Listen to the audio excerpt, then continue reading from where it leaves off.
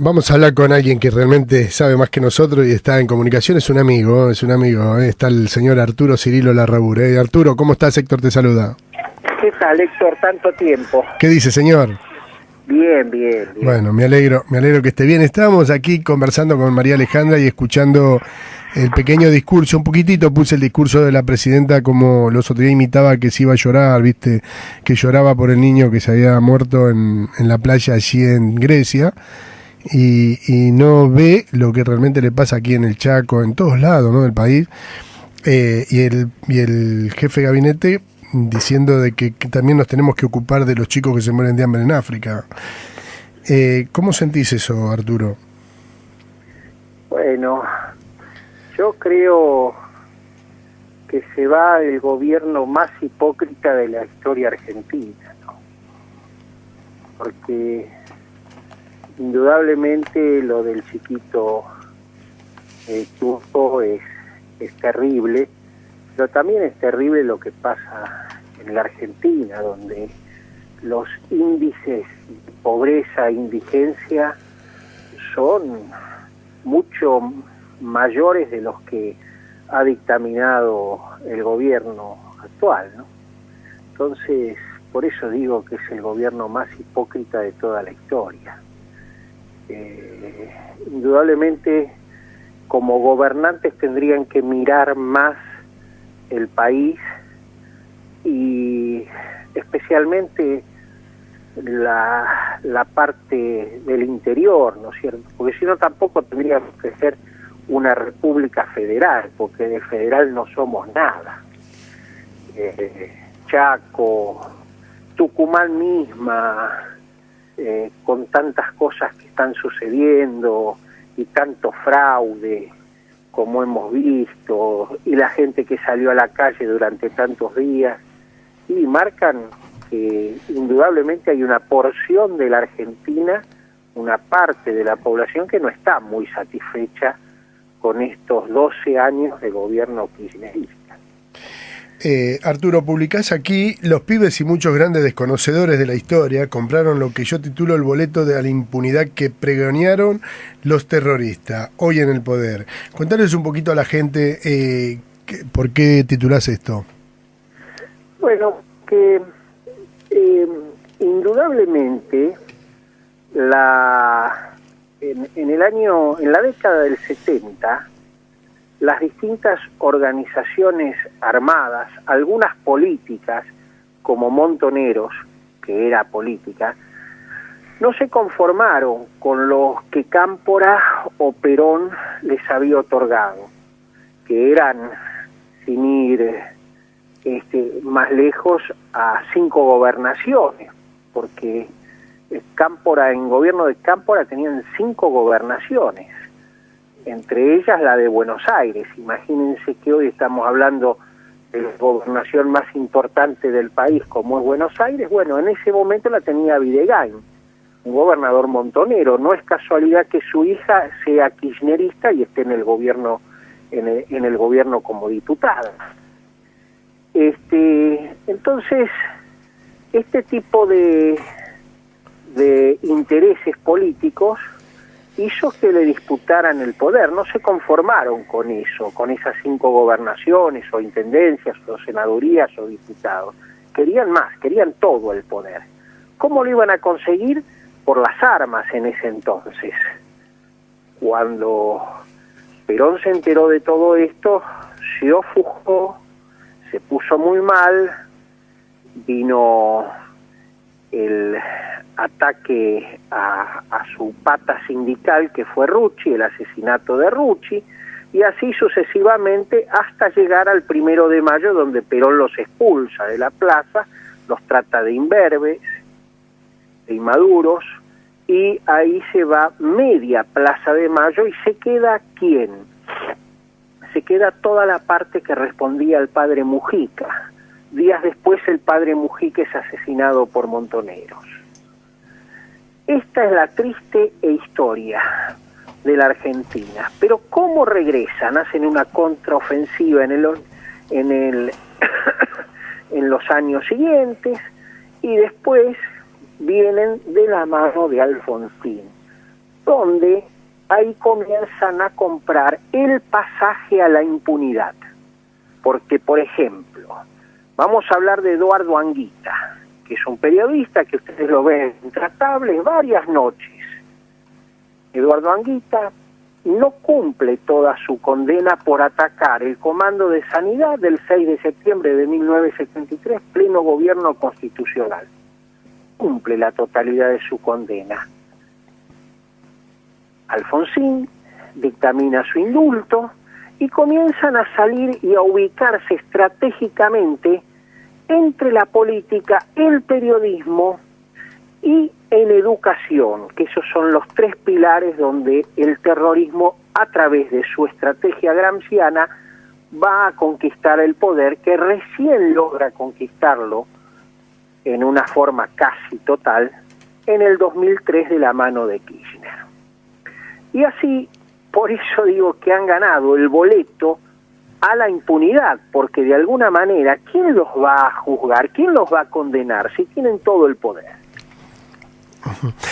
Vos acá numerás 21.600 atentados y muertos 17.382 víctimas, y los periodistas que lo ignoran. La verdad que estos son los que realmente son los muertos olvidados. Sí, en realidad no son muertos 17.000 y tampoco 21.600. 21.600 son los atentados terroristas en 10 años, entre 69 y 79, después de la brillante investigación realizada por Carlos Monfroni y Victoria Villarruel en el libro Los Otros Muertos, donde se dictamina que hay 1.098 muertos, hay 17.382 víctimas, con una contabilidad que nosotros hacemos de la siguiente manera. Mi padre es una víctima, nosotros somos sus familiares, nosotros no nos consideramos para digamos, algún parámetro de víctimas del terrorismo, no nos consideramos víctimas. Es decir, que si nosotros entraríamos en el catálogo de víctimas del terrorismo, tendríamos que multiplicar por 3 o por 4 o por 5 por la cantidad de familiares directos de las víctimas. Pero lo que quiero que quede claro es que hay 17.382 víctimas, los cuales pueden ser atentados, secuestros, heridos, muertos, como yo dije, 1.098 relevadas, en 4 fuentes. Las 4 fuentes principales de aquella época, que son diarios y revistas de la época. Entonces, ¿qué quiere decir? El día que Los Otros Muertos sea considerado el nunca más de las víctimas del terrorismo, que ha sido silenciado e ignorado por prácticamente todo el periodismo argentino. ¿Por qué? Por la estrategia, por el boleto a la impunidad que estábamos hablando. El día que la gente conozca esto, va a decir, pero la pucha, el clan Pucio, por ejemplo, que son 4 secuestros y 3 muertos, y la gente se escandaliza, y es lógico que se escandaliza con el clan Pucio, ¿qué tenemos que escandalizarnos o pensar del ataque de Montoneros, SER, FARO, FAP, o los distintos grupos, que eran 17 grupos armados en la Argentina, terroristas, que nos asolaron? Es decir, la gente hoy dice, pero ¿cómo esto pasaba? Y sí, cuando vienen los hechos históricos, esto es lo que pasaba. Ahora, ¿qué hicieron? Hicieron un relato mendaz, donde aquellos que nos atacaron, aquellos que secuestraron a nuestros familiares, que los torturaron, que los tuvieron en prisión, metidos en un pozo, como fue el caso de mi padre, aquellos hoy son considerados víctimas. Sus hijos ocupan diputaciones o senadurías o secretarías de gobierno. Nosotros, en vez de víctimas, no somos nada, somos los desaparecidos de la historia oficial. Esa es la triste realidad de las víctimas del terrorismo, que no tenemos de alguna manera lugar en la sociedad. ¿Por qué? porque fuimos olvidados e ignorados. Para que una cosa no se vea o no exista, simplemente cabe ignorarla, y eso han hecho con nosotros. María Alejandra. Sí, Arturo, buenas tardes, un placer saludarlo. Muchas gracias, Alejandra, igualmente. Realmente es una realidad que espanta, realmente. Y lo llevo a otro terreno. ¿Qué piensa usted? ¿Cuál es su reflexión sobre las elecciones de Tucumán? Bueno, yo creo indudablemente que ha habido un fraude espantoso, Sí. que va a haberlo posiblemente en octubre, y en realidad me hace pensar que también en las elecciones anteriores lo hubo, porque Latinoamérica, la cuna de todo esto que estamos viviendo, no es casualidad los gobiernos que hay o que ha habido, con las distintas personas que atacan a las democracias y que después gobernaron o gobiernan los países latinoamericanos. Todo esto es una estrategia muy sutil, muy manejada, muy bien hecha, muy bien pergeñada, y que indudablemente, por más que se junte la oposición, va a ser muy difícil ganarle, porque existe algo que se llama fraude, y el fraude es cada vez más grande. ¿Y cómo lo puede corroborar? Si los que manejan la justicia son los que tienen hoy el poder. Arturo, ¿y cómo podríamos terminar con este fraude? ¿Cuál es su mirada sobre esto? Primero, no debería haber tantos indiferentes en la sociedad. Deberían votar todos. Hay gente que dice en la sociedad, dice, ¿para qué voy a votar si en realidad mi voto no vale nada porque hacen lo que quieren? Yo los entiendo, pero indudablemente su voto vale. Pero además también habría que inmiscuirse mucho dentro de todos los andariveles de la política y tratar de buscar más fiscalización, comprometerse mucho más. Y además, por supuesto, aunque a veces se piense diferente, la oposición tiene que ir unida. Y como acá cada uno cree que es el salvador de la patria, no se unen o tienen diferencias o tienen y no las liman esas diferencias. Y en realidad en el oficialismo, a la hora de la verdad, termina uniéndose todo. Y yo creo que la oposición desunida le está dando, indudablemente le está sirviendo en bandeja otra vez las formas de volver a gobernar y seguir 4 años más. Me parece que esas serían las cosas que yo haría diferente.